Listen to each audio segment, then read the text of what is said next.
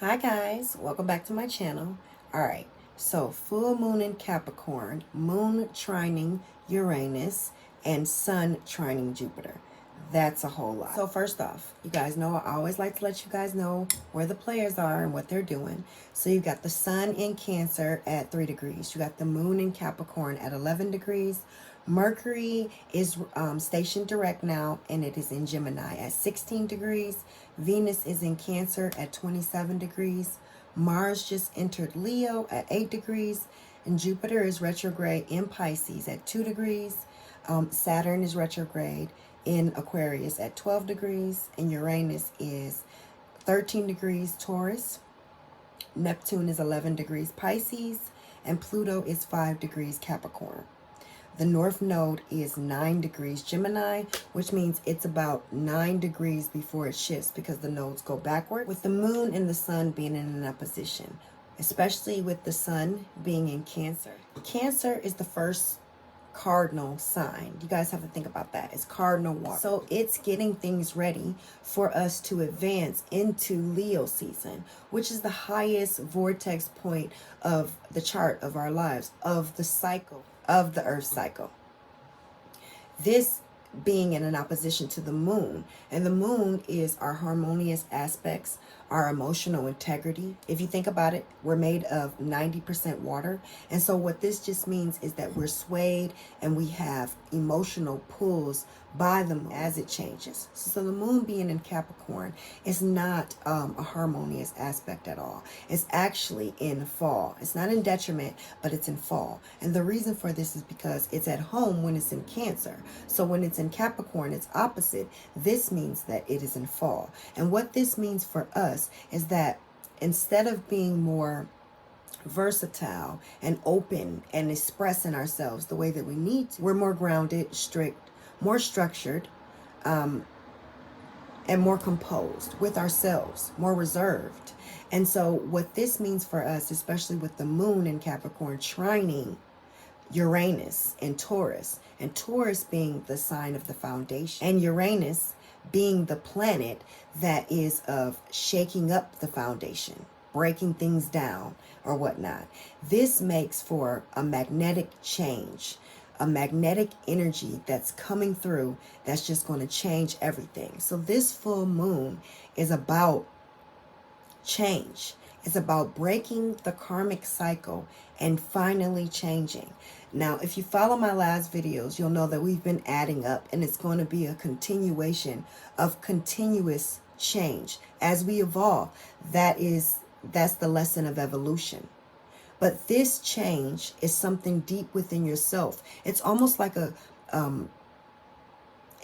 brownie point. And I say that because the sun is actually trining Jupiter. So as the sun trines Jupiter, this brings power, because the sun brings power to wherever it lays any kind of aspect on.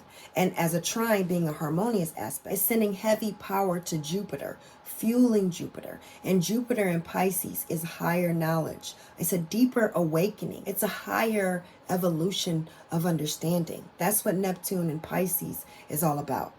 And so truly what this means, with the sun giving so much power and altitude with such a, because it's at 2 degrees, so but it's retrograde. So the retrograde part simply means that it's focusing in on this. It's closing significantly in on this. It's optimizing on this structure right here. That is what this is doing. Yeah, I feel like that's it. Now Venus is also in Cancer as well, but she's getting ready to leave Cancer and get into Leo. So she is coming to the conclusion of her cycle in Cancer, of her wanting to be at home and being pampered and wanting to be truly in tune with herself, because that's what Venus in Cancer is all about. And this energy is mimicked through all of us in some sort of way. So she's getting ready to leave that and go into Leo. But as she is still here, especially with the sun and it trining Jupiter, she is allowing us to bring this into our relationship. She is allowing us to be open. Now, the trine is a little over the degree to be exact, But Venus is working with the collective at this moment, because Venus is all about the collective. Just like Aquarius and just like Gemini, all the air signs are all about the collective in some sort of way. So yeah. And then Saturn is in Aquarius retrograde. So it's doing the work, it's doing the groundwork, it's doing the foundation.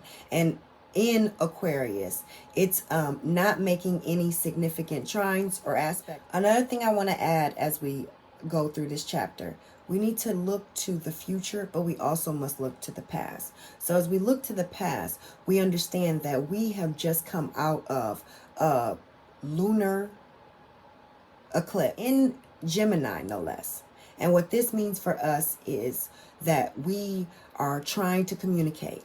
But not only are we trying to communicate with others, we're trying to communicate with others by communicating with ourselves. By understanding who we are, by understanding ourselves, we understand other people. Because the negative aspects or traits that we allow other people to burden us with or build up restraint within our heart or our ego, which compromises our integrity, is just a form of energy that we have within ourselves that we need to understand. So something that we don't like within ourselves is an energy trait that is living in someone else that we can just see better. It's like the pot not calling the kettle black. Yeah, something like that. So yeah, I hope this helps you guys. You guys know I always like to pull, do a little tarot spread for you guys. I just got these in. These are simply amazing. I'm actually going to do an unboxing on these because these cards are simply amazing. I mean, phenomenal. You just have to see them. So you'll just have to stay tuned for that. Now, I'm going to give these a nice shuffle. I already shuffled them, but we'll see. So what do we have going on for this full moon in Capricorn, where we're supposed to be building structure, trying to figure it out? It's trining Uranus, so there's going to be some change, some groundbreaking change. And then you got the sun trining Jupiter. And what does this mean for us as we move forward? What can we expect? All right. So the bottom of the deck is the Queen of Swords. And I usually don't do this with you all in my YouTube, but I do this in my practice at home. This just tells me the energy of what's going on, and it kind of just calls to me and speaks to me whether I do it in my readings or not. And it's calling to me now, so we're going to do it. So the Queen of Swords represents integrity. It represents the Libra woman. Balance, just, right. So this is the energy that is going to be flowing through this full moon. I like that. All right, so let's see what we have here. First card you have is the Three of Pentacles. And see the artwork on these guys? These cards are serious esoteric, okay? I'm not going to tell you the name or who it's by just yet. I just want to leave some mystique because these cards are so awesome. I have to do a review on them first. But the Three of Pentacles is all about seeking guidance from people who know what they're doing. And so you see how he is sitting here and he is contacting his ancestors. He's contacting his gods. He's contacting his spirit guide. He has made a way to contact the people with the answers that he needs. And what I feel like this means for us is that this is the vortex that's opening for us to be able to release. This is the groundbreaking change. Yes, the knowledge is coming in. The esoteric knowledge has gravely been drastically pouring in. But I think now we're hitting another level. We're upping it. We're upping the stakes. We're upping the ante. The next card you have is the Death card. These are so graphic. You see these? Under a full moon. That's the full moon right there, guys. You see that? And that is you guys letting go, wreaking havoc. She is vengeful, but we shouldn't be vengeful. But you can see she is vengeful. You can tell by this depiction that she is vengeful. That she is vengeful. And she has taken it out on this full moon. But you can also tell that this is the end. This is the end of the cycle. Look at them. There is no more. She has conquered everything. So the Death card reminds us that this is the end of a cycle. That something's ending. See, the Death card does not always mean someone's dying or you're about to die. I get this all the time, so I feel like I have to say it like every time it pops out. It really truly means that there is a cycle that is coming to an end. Whether it be a life cycle, a relationship cycle, or whatever. But this means that there is a cycle coming to an end. We're breaking new structures. We're breaking new ground. Groundbreaking. So yeah, this is amazing. The next card you have is the Eight of Pentacles. And can you guys see that? It is so like, see, so mystique. I just so love these cards so much. They're my new favorite. So you guys have the Eight of Pentacles here. And what this truly means is that what we've been working on, what you guys have been doing, everything that you've been planning and preparing for, it's about to unfold. Someone new is coming. Something new is coming. New job, new opportunity. Something is coming with this new full moon release for you. Based on the groundwork you have done. Based on the work you have already put in. You have the Three of Wands. And the Three of Wands is completion. Completion after the first stage. This just backs up that fuel. You are winning. You are doing what needs to be done. I love his little path. See that? And this deer, this magical deer, is leading the path. Okay? This is all looking really good. This is all looking like, I'm excited. Seriously, because the work that we've been doing and putting in, it's time to see it. That's what I've been screaming about all year. Seriously. Yeah, the Ten of Pentacles. Yes. This is the magic card. Everything that you can need. Financial stability. Freedom. Good credit. All that. New car, new house, everything. Stability. Stability. Stability. You've earned it. That's what I'm hearing here. You've earned it. We've earned it. This is a collective reading. We've earned it.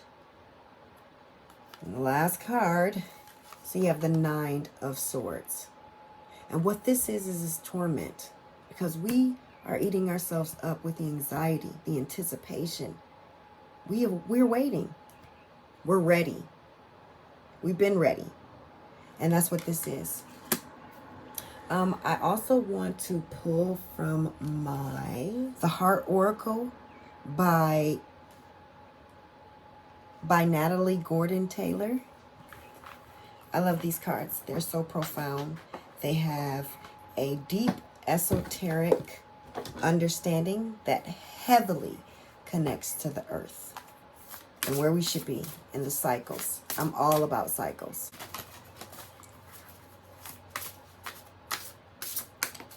All about cycles, yes.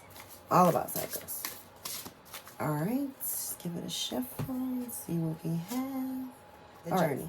Nothing is as it seems. Being true to yourself. That's right. Mercury just came out of retrograde. It's still in Gemini. We are being calculating.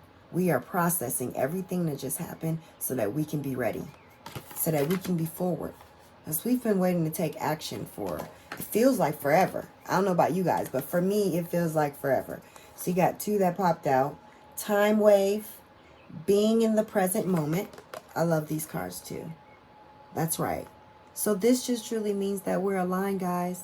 This cycle that we're in, that we're going in, that we're coming in, is exactly where we need to be. Place of knowledge and unconditional love. Unlock and release your fear. Yes, this one is so powerful because this one really correlates to the Capricorn, Cancer energies. and their duality within, themselves. And see, Capricorn is stability, but it's also instability. That is why it is in a fall state when it's in the moon sign with its emotions. But deeply, it is very, very emotional. It just doesn't know how to show it well, or doesn't show it in the best aspect on purpose, intentionally, as a facade, in my opinion. But Cancer is the same way, but opposite. It has so many emotions, but it doesn't want to show them at all in the beginning. And then once you get in and break through that exterior, that crab exterior, it's mushy and inside. So they have that balance of inner love, the knowledge of it. So this correlates to it heavily. Yes, I'm going to pull one more because it's just itching. You have breaking down your constructs. Embrace new opportunities. Look at that. We are ready. We are ready, guys. We're ready. There's nothing more to say, but we are ready. We've been doing the groundwork, and we're ready. We're ready. Yeah, I feel good about it. I did want to mention I will be uploading the full moon candle. If you guys are not subscribed to my Instagram, candlemystics.com, and my personal Instagram is I am Mariah Elise. And you can check both of those out. But I will be releasing the candle tonight. Stay tuned for that. It's super beautiful. So gorgeous. I can't wait for you guys to see it. You're going to love it. You're going to simply love it. So that will be uploaded tomorrow. I'm sorry, not tonight. I will upload that tomorrow. I went ahead and finished the chakra course. It's finished and done. I'm waiting to hold classes for anyone that would like to come to the Detroit area, or if you would like to sign up for another class in another area like the Atlanta area or California or Arizona. I'm always in these areas doing classes, so I'll leave a link to my website so you guys can go and check that out. But the chakra course, the ebook is finished. The Divine Feminine, the ebook is finished. Those are on my website. Feel free to check them out. Fabulous information, a wealth of knowledge that you just can't pass up. So yeah, I hope you guys liked it. Please leave me a comment and let me know. Is it resonating with you all? Yeah, until next time.